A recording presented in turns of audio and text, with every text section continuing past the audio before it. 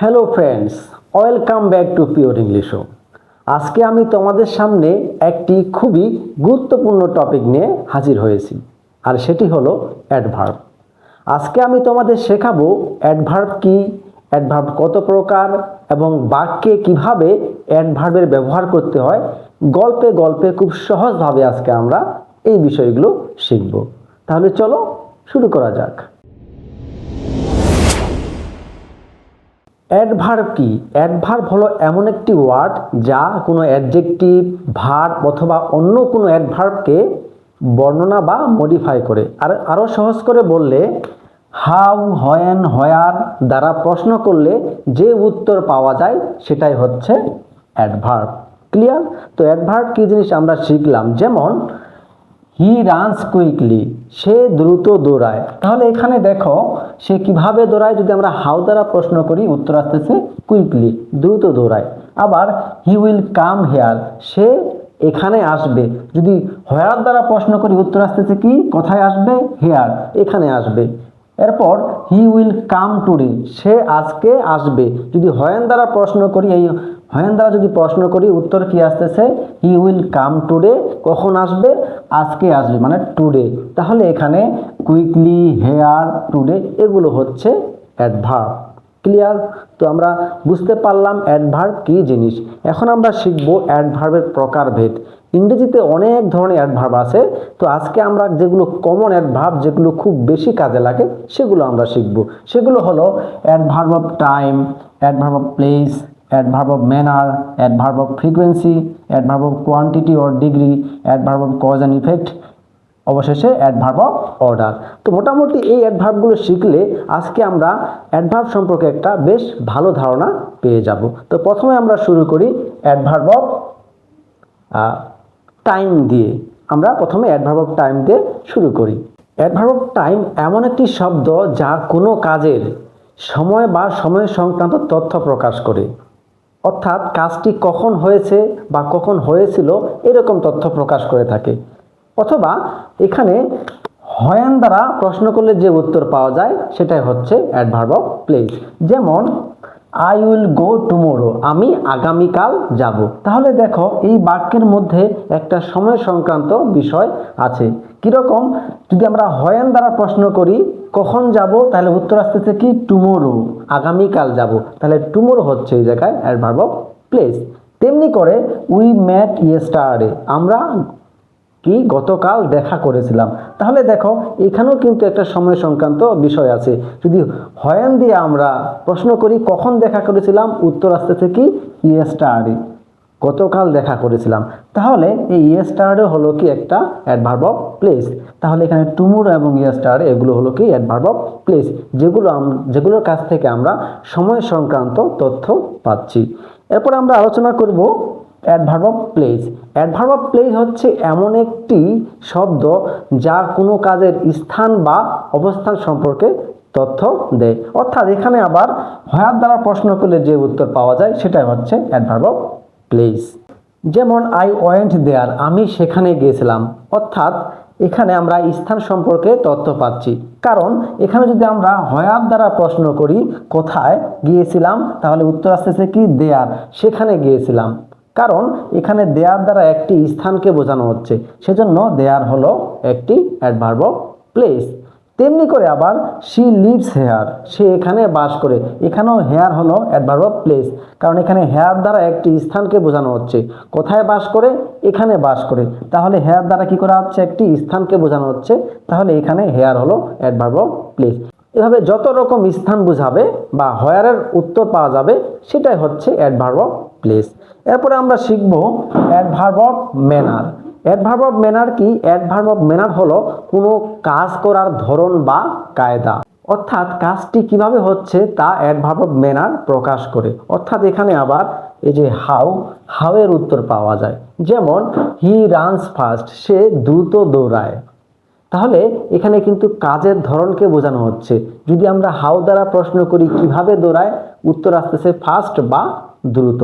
সুতরাং এখানে ফাস্ট হলো অ্যাডভার্ব অফ ম্যানার, কারণ এইখানে ফাস্ট দ্বারা কাজের ধরনকে বোঝানো হচ্ছে, কিভাবে দৌড়ায় দ্রুত দৌড়ায়। ওকে, তেমনিভাবে উই ওয়ার্ক হার্ড, আমরা কঠোর পরিশ্রম করি। তাহলে দেখো এখানেও যদি আমরা হাউ দ্বারা প্রশ্ন করি, কেমন পরিশ্রম করি আমরা? কঠোর পরিশ্রম করি, অর্থাৎ ইংলিশে হার্ড, কঠোর পরিশ্রম করি। তাহলে এখানে হার্ড হচ্ছে অ্যাডভার্ব অফ ম্যানার। এভাবে যত প্রকার কাজের ধরন বোঝাবে সেগুলোই হচ্ছে অ্যাডভার্ব অফ ম্যানার। ওকে, এরপরে আমরা শিখব কি অ্যাডভার্ব অফ ফ্রিকোয়েন্সি। এখানে ফ্রিকোয়েন্সির অর্থ হলো বারবার, অর্থাৎ কোনো কাজ কতবার বা কত ঘন ঘন ঘটে তা অ্যাডভার্ব অফ ফ্রিকোয়েন্সি দ্বারা প্রকাশ করা হয়। চলো এক্সাম্পলের মাধ্যমে বুঝি। যেমন I met him once in my life, আমি আমার জীবনে তার সাথে একবার দেখা করেছিলাম। এই যে এখানে দেখো ওয়ান্স মানে একবার, তাহলে কাজটি কতবার ঘটেছিল? একবার। আমি কতবার দেখা করেছিলাম? একবার। তাহলে এখানে দেখা করা কাজটি একবার হয়েছিল, এই জন্য ওয়ান্স হলো এই জায়গায় কি অ্যাডভার্ব অফ প্লেস, কারণ দেখা কাজটি কতবার হয়েছে? একবার ঘটেছে। ওকে, এই জায়গায় এমন হতে পারতো যে টোয়াইস দুইবার, থ্রাইস তিনবার, সেটা মূল বিষয় না। বিষয় হচ্ছে যে কাজটি কতবার ঘটবে বা কতবার ঘটেছে বা ঘটেছিল, সেটাই হচ্ছে কি অ্যাডভার্ব অফ ফ্রিকোয়েন্সি। ক্লিয়ার?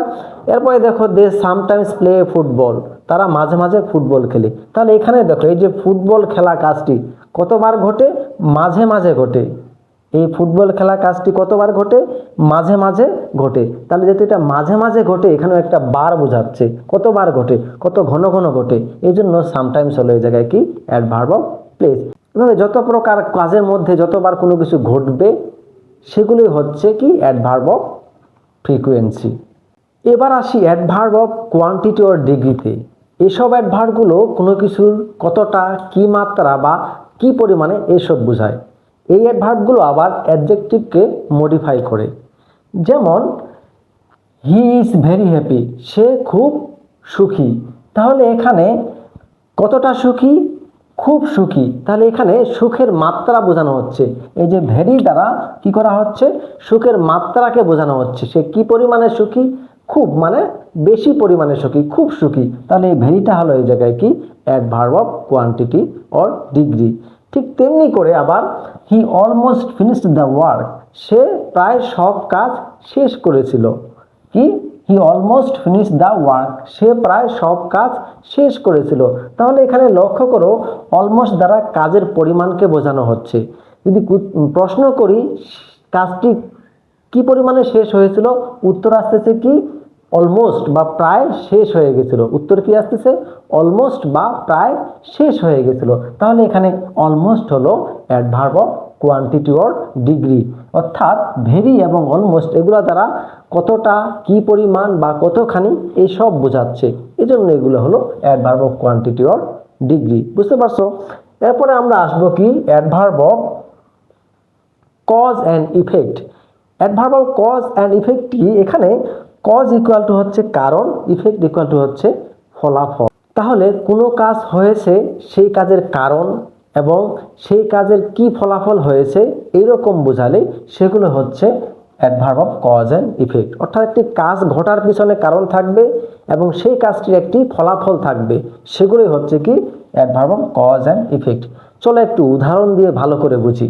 যেমন I did not go to school because I was ill, আমি স্কুলে যাইনি কারণ আমি অসুস্থ ছিলাম। তাহলে লক্ষ্য করে এখানে এখানে একটা কিন্তু স্কুলে না যাওয়ার পিছনে কারণ আছে। সেই কারণটা কি? ইল বা অসুস্থতা, অর্থাৎ আমি অসুস্থতার কারণে স্কুলে যেতে পারিনি। তাহলে এখানে বিকজ হলো কি অ্যাডভার্ব অফ কজ। কেন? কারণ এই বিকজ দ্বারা কি করা হচ্ছে? এখানে স্কুলে না যাওয়ার কারণ ব্যাখ্যা করা হচ্ছে। কি করা হচ্ছে?